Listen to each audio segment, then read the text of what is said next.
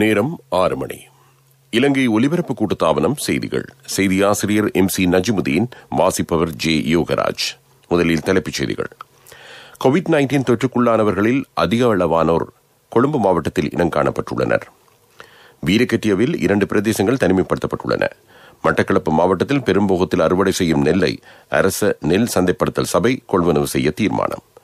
சோள பயிற்சிகையில் படைப்புழு தாக்கத்தினால் பாதிக்கப்பட்டிருக்கும் விவசாயிகளுக்கு நஷ்டஈடு.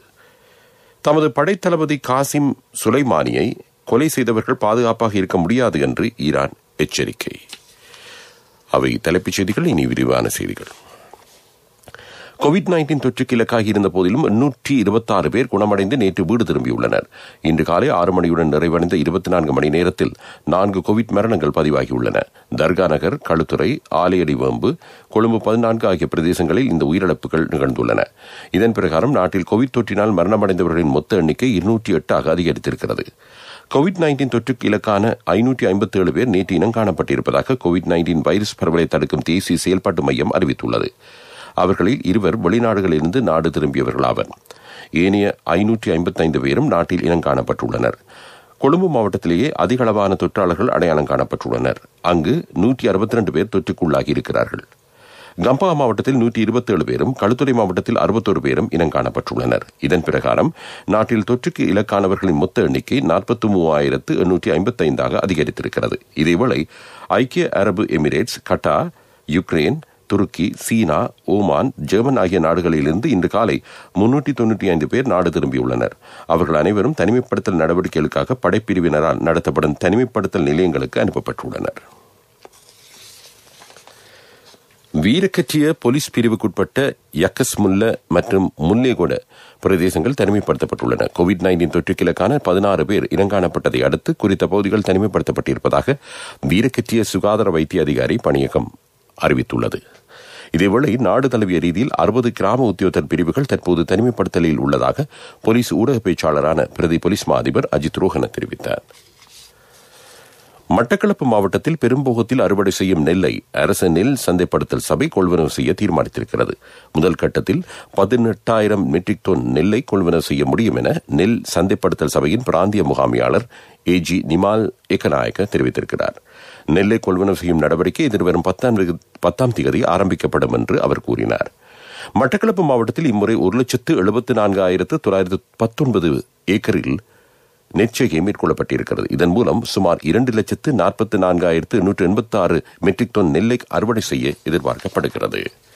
நீங்கள் கேட்டுக்கொண்டிருப்பது இலங்கை ஒலிபரப்பு கூட்டுத்தாபனத்தின் செய்திகள்.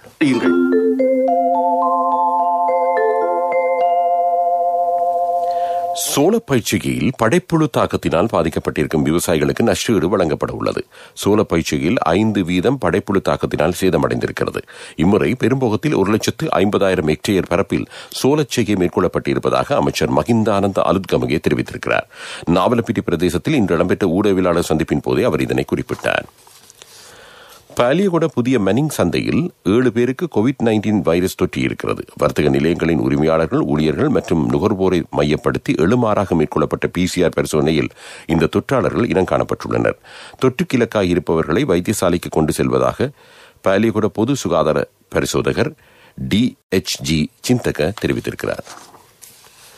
கோவிட் எச்சரிக்கை நிலையிலும் கொழும்பு மாநகரின் சகல நடவடிக்கைகளை முறையாக முன்னெடுத்துச் செல்வதற்கு முடிந்திருப்பதாக மேயர் ரோசி சேனநாயக்க தெரிவித்திருக்கிறார். கடமைகளை வினைத்திறனாக மேற்கொள்வதற்கு டிஜிட்டல் தொழில்நுட்பத்தை பயன்படுத்தியுள்ளதாக அவர் கூறினார். புதிய வருடத்தில் கடமைகளை ஆரம்பிக்கும் நிகழ்வு நேற்று நடைபெற்ற போதே மேயர் ரோசி சேனநாயக்க இந்த விடயங்களை தெரிவித்துள்ளார்.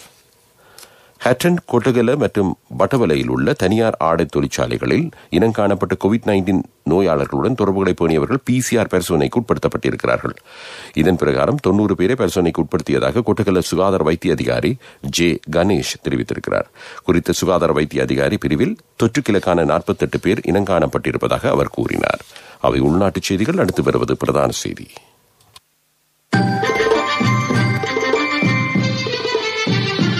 பிரதான செய்தி வழங்குவோர் ஒவ்வொரு வீட்டிலும் இருக்க வேண்டிய வீட்டு வைத்தியர் சித்தாலேப. முன்னுரிமையின் அடிப்படையில் நகர அபிவிருத்தி வேலை திட்டங்களை முன்னெடுப்பதாக ராஜாங்க அமைச்சர் நாலக குடஹேவ தெரிவித்திருக்கிறார். திண்ம கழிவுகளை முகாமித்துவம் செய்வதற்கு இதில் முக்கிய இடம் வழங்கப்படுகிறது. இதற்காக முறையான வேலை திட்டம் அமுல்படுத்தப்படுவதாக அவர் சுட்டிக்காட்டினார். பாதுகாப்பு அமைச்சின் செயலாளராக தற்போதைய ஜனாதிபதி கோட்டாபய ராஜபக்ச பதவி வகித்த காலப்பகுதியில் முன்னெடுத்த வேலை திட்டங்களின் பிரதிபலனை மக்கள் தற்போது அனுபவிப்பதாக நகர அபிவிருத்தி அமைச்சின் செயலாளர் ஸ்ரீனிமால் பெரேரா தெரிவித்திருக்கின்றார். அது பிரதான செய்தி. அடுத்து வருவது உங்கள் கவனத்துக்கு.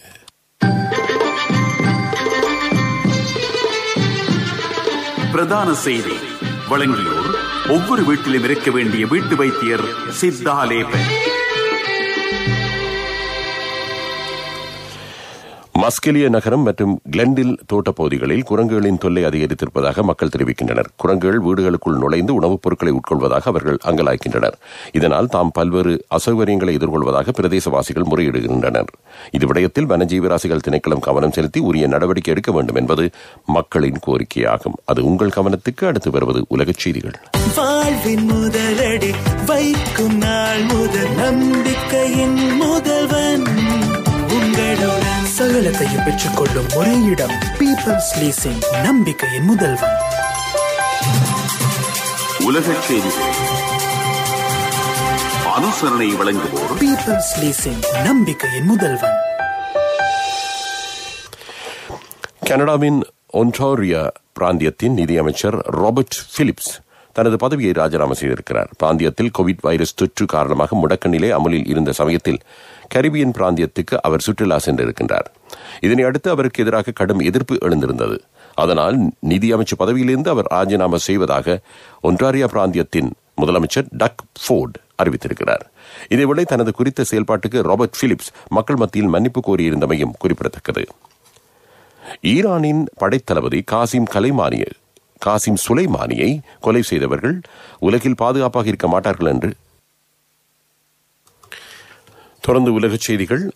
ஈரானின் படைத்தளபதி காசிம் சுலைமானியை கொலை செய்தவர்கள் உலகில் பாதுகாப்பாக இருக்க மாட்டார்கள் என்று அந்த நாட்டு தலைவர்கள் எச்சரித்துள்ளனர். காசிம் சுலைமானி அமெரிக்க படையால் கொல்லப்பட்டு ஒரு வருடம் கடந்துள்ள நிலையில் நினைவு தினம் அனுஷ்டிக்கப்பட்டது. அந்த வைபவத்தின் போதே தலைவர்கள் இந்த கருத்தினை தெரிவித்திருக்கிறார்கள். கடந்த வருடம் ஜனவரி மாதம் 3ஆம் தேதி ஃபதாத்தில் வைத்து காசிம் சுலைமானி அமெரிக்காவின் ஆளில்லா விமான தாக்குதல் மூலம் உயிரிழந்தார். அவரின் கொலையை அடுத்து பழிக்கு பழி வாங்கப் போவதாக அறிவித்த ஈரான் ஈராக்கில் உள்ள அமெரிக்க ராணுவ தளங்கள் மீது தாக்குதல் நடத்தியிருந்தது. அவை உலகச் செய்திகள். அடுத்து வருவது அபிவிருத்தி செய்தி. வாழ்வின் முதலடி வைக்கும் நாள் முதல் நம்பிக்கையின் முதல்வன் உங்களுடன் சகலத்தையும் பெற்றுக் கொள்ளும் ஒரே இடம் பீப்பிள்ஸ் லீசிங், நம்பிக்கையின் முதல்வன். அபிவிருத்தி செய்திகள். உங்களுக்கு வீடு நாட்டுக்கு எதிர்காலம் எனும் வேலை திட்டத்தின் கீழ் தெம்பே பிரதேச செயலக பிரிவில் நிர்மாணிக்கப்பட்ட வீடுகள் மக்கள் பாவனைக்கு கையளிக்கப்பட்டுள்ளன. ராஜாங்க அமைச்சர் இந்திகா நூருத்த தலைமையில் இந்த நிகழ்வு இடம்பெற்றது. கிராமிய பொருளாதார வேலை திட்டங்களை விரைவுபடுத்த உள்ளதாக ராஜாங்க அமைச்சர் இதன் போது தெரிவித்தார். அது அபிவிருத்தி செய்தி. அடுத்து வருவது விளையாட்டுச் செய்திகள். விளையாட்டுச் செய்திகள். சுற்றுலா இலங்கை அணிக்கும் தென்னாப்பிரிக்க அணிக்கும் இடையிலான 2வது டெஸ்ட் கிரிக்கெட் போட்டி நாளை ஆரம்பமாக உள்ளது. யோஹானஸ்பர்க் மைதானத்தில் இந்த போட்டி இலங்கை நேரப்படி 1:30 ஆரம்பமாகும். இங்கிலாந்து டெஸ்ட் கிரிக்கெட் குழாமினருக்கு மேற்கொள்ளப்பட்ட PCR பரிசோதனையில் எவருக்கும் COVID-19 தொற்று இல்லை என உறுதி செய்யப்பட்டுள்ளது. இதனை அடுத்து அவர்கள் 2 போட்டிகள் கொண்ட டெஸ்ட் தொடரில் பங்கேற்பதற்காக இலங்கைக்கு சுற்றுப்பயணம் மேற்கொள்கின்றனர். அவை விளையாட்டுச் செய்திகள். அடுத்து வருவது வர்த்தக செய்தி. வர்த்தக செய்தி. பாரம்பரிய ரப்பர் செய்கை இடம்பெறும் பிரதேசங்களுக்கு வெளியில் ரப்பர் செய்கையை விஸ்தரிக்க நடவடிக்கை எடுக்கப்பட்டுள்ளது. இதன் கீழ் பரீட்சார்த்த வேலை திட்டமாக அனுராதபுரம், புலனறுவை மாவட்டங்களில் மாதிரி ரப்பர் செய்கை மேற்கொள்ளப்பட்டுள்ளதாக பெருந்தோட்ட கைத்தொழில் அமைச்சு அறிவித்துள்ளது. அது வர்த்தக செய்தி. அடுத்து வருவது பொருளாதார செய்தி. பொருளாதார செய்திகள் அனுசரணை. அண்ணா 31க்கு நீங்க மகளுக்கு தங்கம் வாங்குவீங்கன்னு நான் எதிர்பார்க்க இல்ல. எந்த தங்கத்துக்கு தங்கம் கொடுக்க முடிஞ்சது எந்த LOLC கிரெடிட் கார்டு இருந்ததால. LOLC ஃபைனான்ஸ் கடன் அட்டை உங்களை மேலும் உயர்த்திட.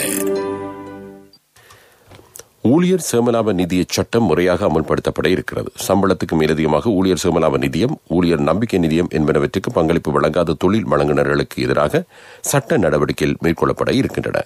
அது பொருளாதார செய்தி. இறுதியாக காலநிலை அறிக்கை. என் கணவன் எனக்கு தந்த மோதிரம் தான் என் வாழ்க்கை. LOLCக்கும் உங்களோட தங்கம் உயிரை போன்றது. உங்களோட தங்கம் எங்கள்கிட்ட இருக்கிற வரைக்கும் உங்களுக்கு ஆயுள் காப்புறுதி தருவது நாங்க மட்டும்தான். நேரத்துக்கு தவணை செலுத்த முடியாம போனா உங்களோட தங்கத்தை உங்களுக்கு திருப்பி தருவதுதான் எங்கட நோக்கம். உங்களால தவணைய நேரத்துக்கு செலுத்த முடியாம போனா அதற்கு தீர்வும் நாங்க தருவோம். நான் எதிர்பார்த்த தொகையை விட அதிகம் கிடைச்சதும் இல்லாம வேலையும் சுலபமா முடிஞ்சு எனக்கு மதிப்புமிக்க பரிசும் கிடைச்சது. LOLCயிடமிருந்து பெறும் சேவை தங்கத்துக்கு நிகரானது. LOLC ஃபைனான்ஸ் ரன்சவிரண்ய சேவை. தங்கம். காலநிலை அறிக்கை.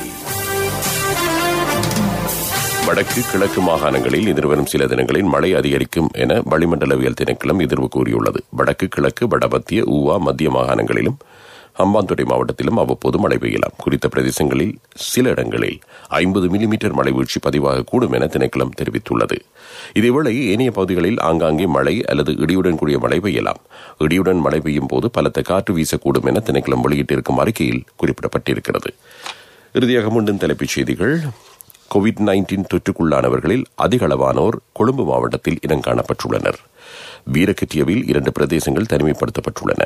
மட்டக்களப்பு மாவட்டத்தில் பெரும்போகத்தில் அறுவடை செய்யும் நெல்லை அரச நெல் சந்தைப்படுத்தல் சபை கொள்வனவு செய்ய தீர்மானம். சோளப்பயிற்சியில் படைப்புழு தாக்கத்தினால் பாதிக்கப்பட்டிருக்கும் விவசாயிகளுக்கு நஷ்டஈடு. இத்துடன் செய்திகள் முடிவடைந்தன.